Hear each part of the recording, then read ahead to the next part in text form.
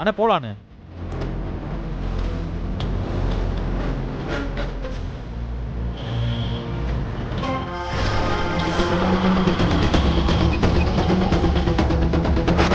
ஏய் அவங்க கிளம்பிட்டாங்க. Auto number TN09 BV 1706.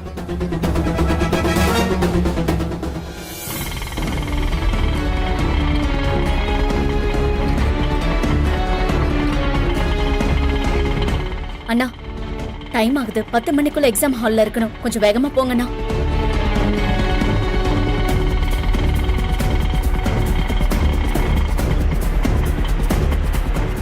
ஏ சக்தி, கொஞ்சமா சாப்பிடுங்களா? நான் படிக்கணும் வெற்றி, டிஸ்டர்ப் பண்ணாத. நீ பாட்டுக்கு படி, நான் உனக்கு ஊட்டி விடுறேன். வேண்டாங்கிறான்ல. பரவாயில்ல, இந்தா சாப்பிடு.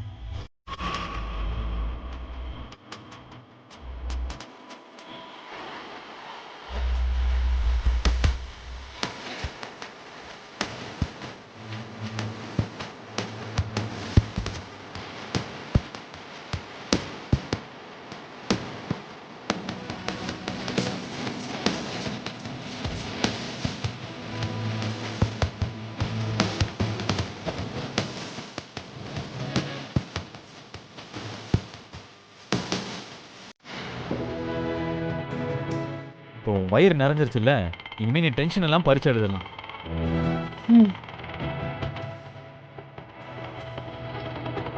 ஆமா, நீ சாப்பிட்டியா? உன்னை முதல்ல பறிச்சு எழுத வைக்கணும், அதுக்கப்புறம் தான் மற்றதெல்லாம். ஏ லூசு, என்ன சாப்பிட வச்சல, அப்படியே நீ சாப்பிட்ருக்க வேண்டியதானே? விடு சக்தி, நீ முதல்ல நல்லபடியாக பறிச்சு எழுது, நான் அப்புறமா சாப்பிட்டுக்கிறேன்.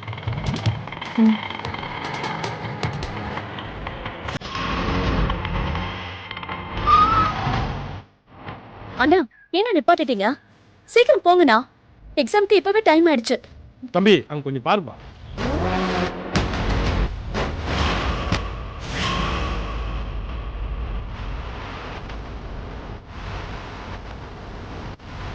அண்ணே, நீங்கள் வண்டி எடுங்கண்ணே, நான் பார்த்துக்கிறேன். வேண்டாம் தம்பி, நான் புள்ள குட்டிக்காரன். தயவுசெய்து 2 பேரும் இறங்கிடுங்கப்பா. பரவாயில்ல வெற்றி, இறங்கிடு.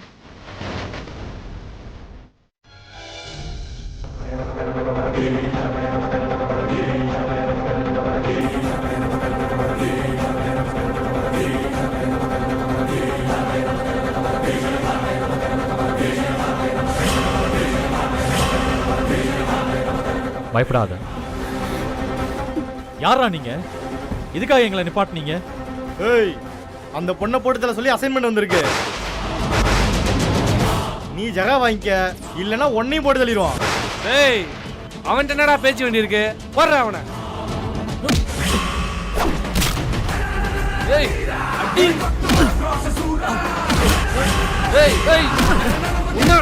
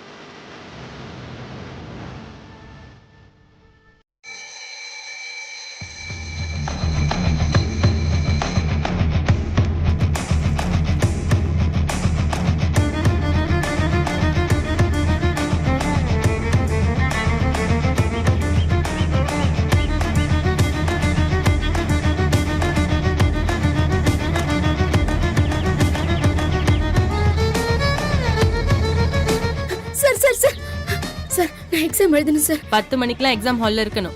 அதுக்கப்புறம் வந்தா அலோவ்லாம் பண்ண முடியாதுமா. Sir please sir. Ma'am please ma'am. என்னம்மா ஷர்ட் இது? எக்ஸாமுக்கு நீட்டா ட்ரெஸ் போட்டு வரணும்னு தெரியாதா உனக்கு? நீதான் இப்படின்னா கூட வந்தவரும் இப்படிதான் ஒழுங்கா ட்ரெஸ் பண்ணாம இருக்காரு, பனினோட நிக்கிறாரு. சார் நான் நீட்டாக தான் சார் ட்ரெஸ் பண்ணிட்டு வந்தேன். வர வழியில பிரச்சனை ஆயிடுச்சு சார். ப்ளீஸ் சார் எக்ஸாம் எழுத பெர்மிஷன் கொடுங்க. சாரிம்மா, என்னால முடியாதுமா. சார் எக்ஸாம் எழுதுறதுக்காக மதுரையில இருந்து வந்திருக்கோம் சார். கொஞ்சம் அனுமதிங்க சார்.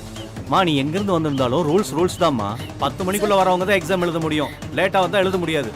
நீங்க சார் வாங்க. ஒரு நிமிஷம் இல்லைங்க. Please sir sir. சார் ஒரு நிமிஷம். அண்ணே ஒரு நிமிஷம் இருங்கண்ணே. சார் பேச நீங்க வரேன். போக கூடாது சார். சார் இருங்க சார். சார் பொம்பளை பிள்ளைங்களை படிக்க வைங்கன்னு டிவில ஓயாம சொல்றீங்க. பேப்பர்ல தினமும் நியூஸ் போடுறீங்க. ஒரு கிராமத்து பொண்ணு பெத்த அப்பாவோட ஆதரவு இல்லாம அவ அம்மாவோட துணையோட நல்லா படிச்சு நல்ல மார்க் வாங்கி கலெக்டர் ஆகணும்ன்ற கனவோட வந்தா அந்த பொண்ணை நீங்க லேட்டா வந்துட்டான்னு ஒரு காரணத்தை சொல்லி பரீட்சை எழுத விட மாட்டீங்களா?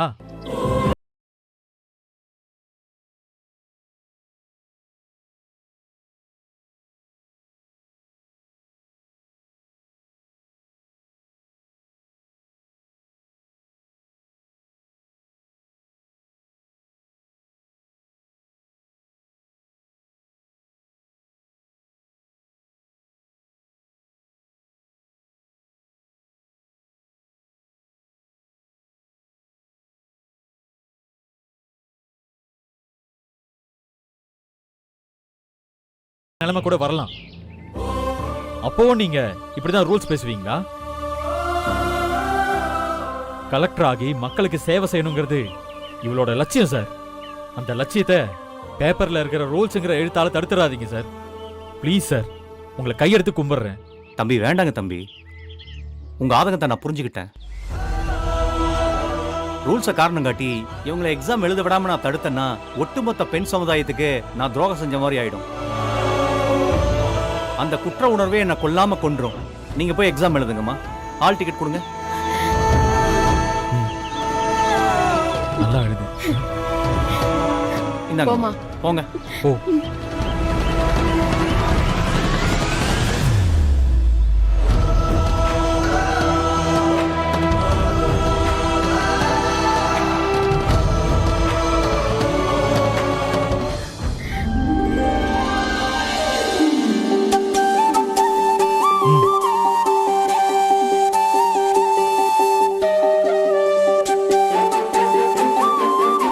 சார்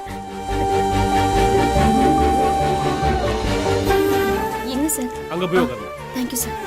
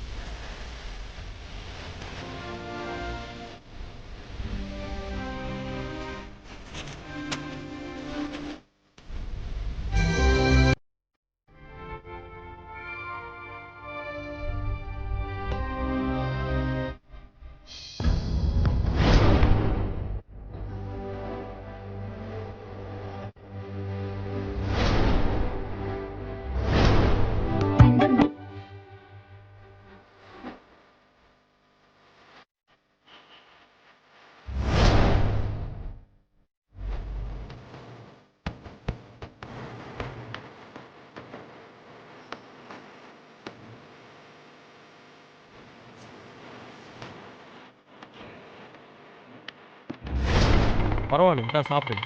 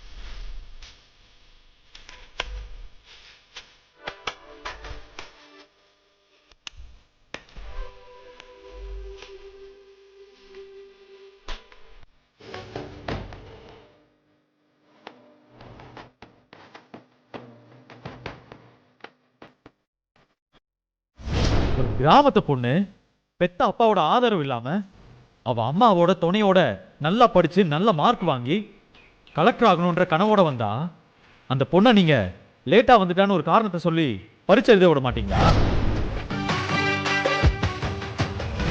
நீங்க ஒருத்தையை மட்டும் தடுக்கல, தலைமுறையவே தடுக்கிறீங்க சார். பொண்ணு படிச்சானா அவ வம்சமே தலை நிமிர்ந்து நிற்கும். ஆனா கலெக்டராக போற கனவோட வந்த ஒரு பொண்ணை பரீட்சை எழுத விடாம தடுத்தா ஒட்டுமொத்த பெண் சமுதாயமே முன்னேற முடியாம தவிக்கும் sir.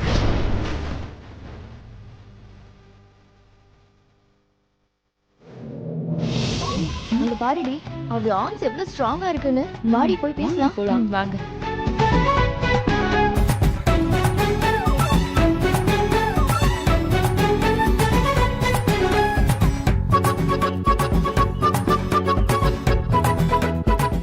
Sir, hello sir, social மீடியால இருக்கீங்களா? உங்க ஐடி சொல்லுங்களேன், நான் உங்களை ஃபாலோ பண்றேன். ஃபாலோ பண்ணணுமா? உங்க ஃபோன் நம்பர் தரீங்களா? லேட் நைட்ல நம்ம சாட் பண்ணலாம். ஐயோ, சார், நீங்க என்னெல்லாம் எக்ஸசைஸ் பண்றீங்க அத சொல்லுங்க சார். என் பாய் பெஸ்டிக்கு நான் சொல்லணும். சொல்லுங்க சார். அத நான் சொல்றேன். காலையில 60 கூட தண்ணி பிடிச்சு கொடுப்பாரு. அதுக்கப்புறம் மாட்டுக்கு புண்ணா காட்டுறாரு. அதான் இவரோட ஆர்ம்ஸ் எல்லாம் இவ்வளவு ஸ்ட்ராங்கா இருக்கு.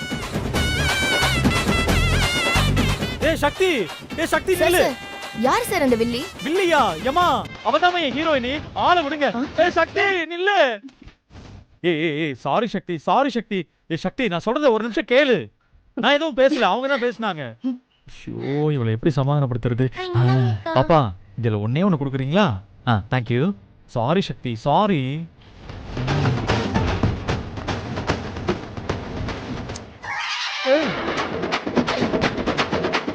ஏய் சக்தி,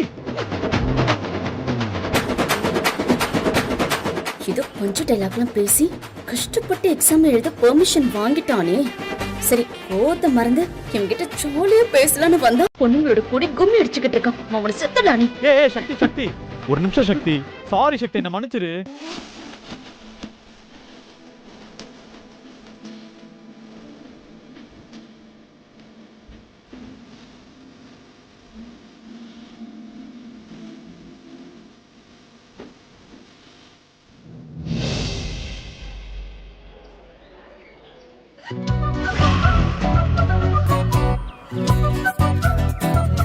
சக்தி கலெக்டருக்கு பரீட்சை எழுதிட்டா கண்டிப்பா அதுல பாஸ் ஆகி கலெக்டர் ஆயிடுவா. இப்ப யமுனா வாழ்க்கை தான் சரி பண்ணணும். அவங்களோட ரோட்டு கடையை டெவலப் பண்ணி கொடுக்கணும். கார்த்திக் கூட அவங்கள சேர்த்து வைக்கணும். நிறைய வேலை இருக்குடா சாமி. இதெல்லாம் எப்படி 2 மாசத்துக்குள்ள முடிக்கிறது? அம்மா, இந்த டிவி கேபிள் வயர் போயிடுச்சுமா. நாளைக்கு சரிங்கண்ணா, மாத்திரலாம். நாளைக்கு பாத்துக்கலாம்.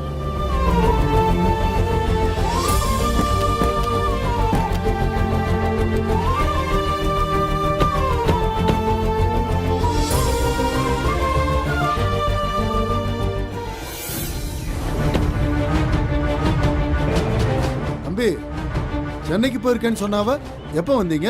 காலையில வந்தேன் சார். நானும் டெல்லி போயிட்டு காலையில தான்ப்பா வந்தேன். அம்மா நல்லா இருக்காங்களா? அம்மா ரொம்ப நல்லா இருக்காங்க. சரிப்பா.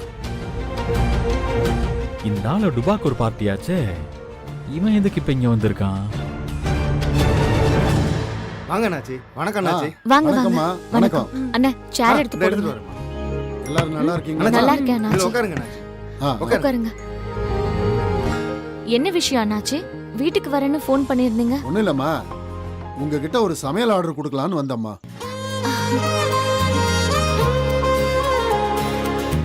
மீனாட்சி அம்மா கைப்பக்குவத்தை நான் சொல்ல வேண்டியதில்லை.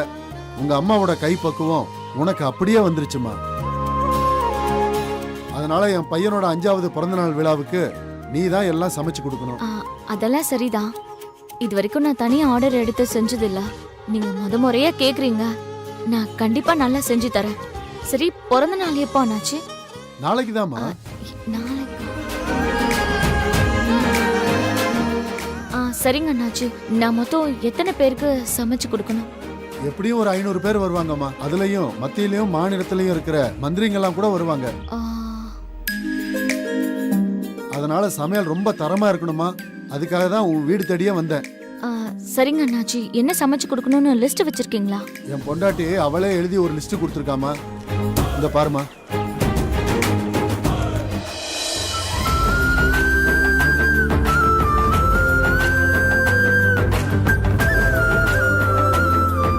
அண்ணாச்சி, இதுல ஸ்வீட்டு, காரம், சாப்பாடுன்னு நிறைய இருக்கு.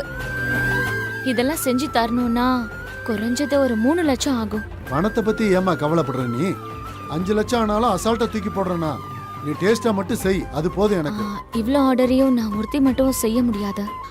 ஆளுங்களை வச்சு தான் வேலை செஞ்சாகணும். அட்வான்ஸ் ஒரு 50,000 கொடுத்தீங்கன்னா நல்லா இருக்கும். என்ன, நாளைக்கு நடக்க போற ஃபங்க்ஷனுக்கு இன்னைக்கு அட்வான்ஸா? எல்லாத்தையும் செஞ்சு கொடுத்துட்டு ஒரே பேமெண்ட்டை வாங்கிக்கமா. மளிகை கடை, பால் கடைக்கெல்லாம் பணம் கொடுக்கணும்ல அண்ணாச்சி. அவங்க கிட்ட எல்லாம் நீ ரெகுலரா வரவு செலவு வச்சிருப்பல்ல, அப்புறம் என்னம்மா? ஃபங்க்ஷனை முடிச்சிட்டு தரேன்னு சொல்லு. இந்த அண்ணாச்சி கை நிறைய பணம் தரமா உனக்கு, சந்தோஷமா வாங்கிட்டு போ. எல்லாருக்கும் செட்டில்மெண்ட் பண்ணிடு.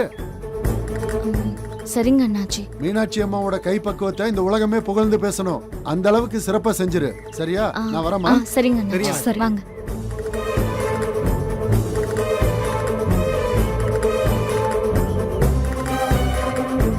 வெற்றி தம்பி, பர்த்டே ஃபங்க்ஷனுக்கு அம்மாவை இன்வைட் பண்ணிருக்கேன், மறக்காம வந்துட சொல்லு. சொல்லிடுறேன். ஆ.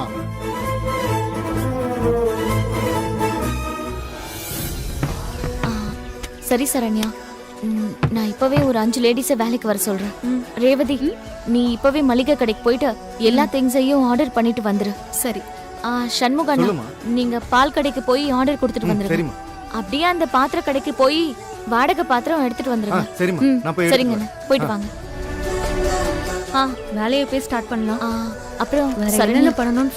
இப்பவே நாம ஸ்டார்ட் பண்ணணும். அப்பதான் நாளைக்கு கரெக்ட் டைம்க்கு டெலிவரி பண்ண முடியும். யமுனா, அவசரப்படாதீங்க, கொஞ்சம் யோசனை பண்ணி பண்ணலாம்.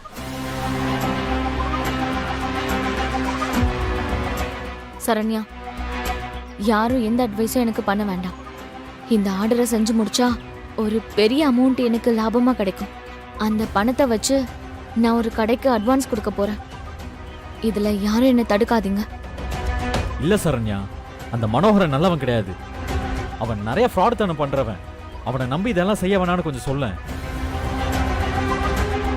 எது செய்யணும், எது செய்யக்கூடாதுன்னு எனக்கு நல்லா தெரியும்.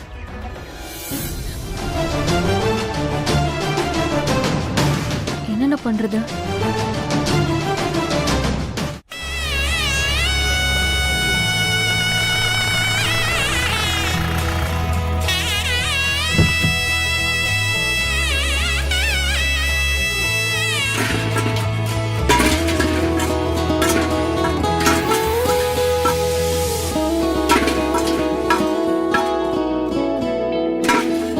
சப்பாத்தி வேலையெல்லாம் நான் பாத்துக்கிறேன், சரியா? அங்க பாரு பாத்திரம். எல்லா பாத்திரமும் வந்துருச்சுமா. சரிங்கண்ணா, வைங்க.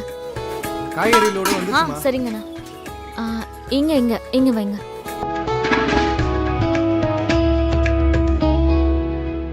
அது அங்கேயே வச்சிருங்க.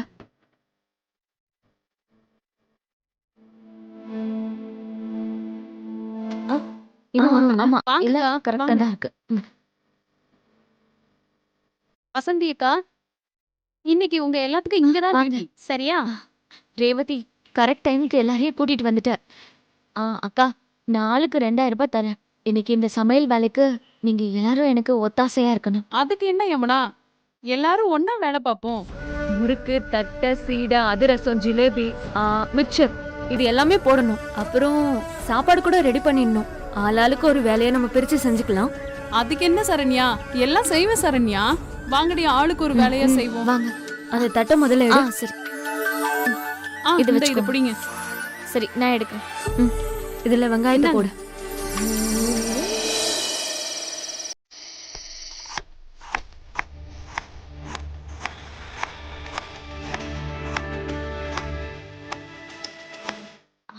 சரண்யா, நம்ம ரோட்டு கடை பக்கத்துல புதுசா ஒரு பில்டிங் வந்திருக்கு. அதுக்கு அட்வான்ஸ் ஒரு 3 லட்ச ரூபாய் கேக்குறாங்க. இந்த ஆர்டர்ல எப்படியும் நமக்கு 1 லட்ச ரூபாய் லாபம் கிடைக்கும்.